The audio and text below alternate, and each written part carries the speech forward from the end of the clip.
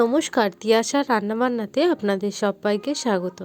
আজকে শেয়ার করব আলুর দমের রেসিপি। এইভাবে আলুর দম বানালে খেতে কিন্তু দারুণ টেস্টি হয়। এইভাবে কিন্তু একবার রেসিপিটা ট্রাই করতে পারেন। তো তার জন্য সবার প্রথমে আলুটাকে কেটে আমি ভালো মতন ধুয়ে নিয়েছিলাম। এবার নুন আর হলুদ দিয়ে কিন্তু আলুটাকে আমি ভেজে নেব।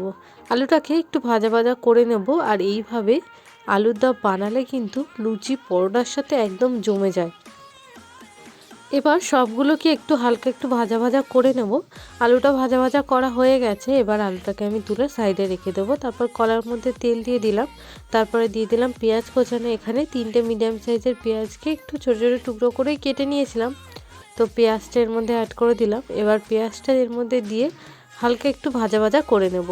2 থেকে 3 মিনিট সময় মতন নিয়ে এটাকে একটু ভাজা ভাজা করে নেব। তারপর এর মধ্যে দিয়ে দিলাম হাফ চামচ মতন আদা বাটা আর হাফ চামচ মতন রসুন বাটা। এবার আদা রসুনটা দিয়ে আবারও 2 থেকে 3 মিনিট মতন একটুখানি এটাকে আমি ভাজা ভাজা করে নেব, যাতে আদা রসুনের যে কাঁচা ভাব থাকে বা যে কাঁচা গন্ধটা থাকে সেটা যাতে চলে যায়। তারপরে এর মধ্যে দিয়ে দিলাম টমেটো কোচানো। একটা মিডিয়াম সাইজের টমেটোকে একটু ছোটো ছোটো টুকরো করে কুচিয়ে নিয়েছিলাম। তো টমেটো কোচানো দিয়ে দিলাম। তারপরে এর মধ্যে অ্যাড করে দিলাম কড়াইশুঁটি।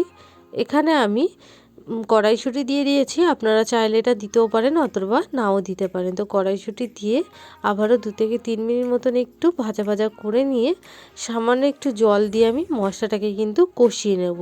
আর এখানে আমি একটা দারুণ উপাদান দিয়েছি, সেটা হচ্ছে এখানে আমি দিয়ে দিয়েছি রাঁধুনি হয় না, সেই রাঁধুনি একটু বেটে দিয়েছি আর একটুখানি দিয়ে দিয়েছি গরম মশলা বেটে। তো ওটা অ্যাড করে দিলাম।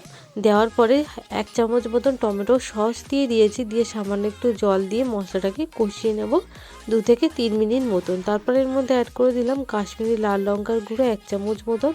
এটা খুব সুন্দর একটা কালার আসবে, তো তার জন্য কিন্তু এটাকে আমি দিয়েছি। তারপর একটু স্বাদ মতন নুন দিয়ে দিয়েছি। নুনটা দিয়ে আবারও 2 থেকে 3 মিনিট মতন একটুখানি এটাকে আমি কষিয়ে নেব বা ভাজা ভাজা করে নেব। তারপর আমি হাফ চামচ মতন হলুদ গুঁড়ো দিয়ে আবারও খুব ভালো মতন করে কষিয়ে নেব, যতক্ষণ না সমস্ত মশলা দিয়ে কাঁচা গন্ধটা চলে যাচ্ছে ততক্ষণ অবধি কিন্তু এটাকে আমি কষিয়ে নেব। 2 থেকে 3 মিনিট সময় ধরে এটাকে কষাবো। দেখুন কষাতে কষাতে মশলা দিয়ে কিন্তু একদম তেল ছেড়ে এসছে। এবার ভেজে রাখা আলুটা এর মধ্যে অ্যাড করে দিলাম। এবার আলুটা দিয়ে আবারও 2 থেকে 3 মিনিট মতন কিন্তু এটাকে কষিয়ে নেব। কষিয়ে একটু ভাজা ভাজা করে নেব। গ্যাসটা একদম লোতে দিয়ে এটাকে কিন্তু কষিয়ে নেব। এইভাবে আলুর দমের রেসিপিটা কিন্তু একবার ট্রাই করতে পারেন। আর এই রাঁধুনি দেওয়ার কারণে কিন্তু এর টেস্টটা আরও দারুণ হয়ে যায়। আমি কিন্তু রাঁধুনিটা একটু বেটে নিয়েছিলাম জল দিয়ে, তো এটাকে এর মধ্যে অ্যাড করে দিয়েছি বলে এর টেস্টটা আরও দারুণ হয়। এবার আমি আলুর দমটাকে 2 থেকে 3 মিনিট মতন খুব ভালো মতন কষিয়ে নিয়েছি। এবার 1 কাপ মতন জল দিয়ে এটাকে আমি 2 থেকে 3 মিনিট মতন ফুটিয়ে নেব।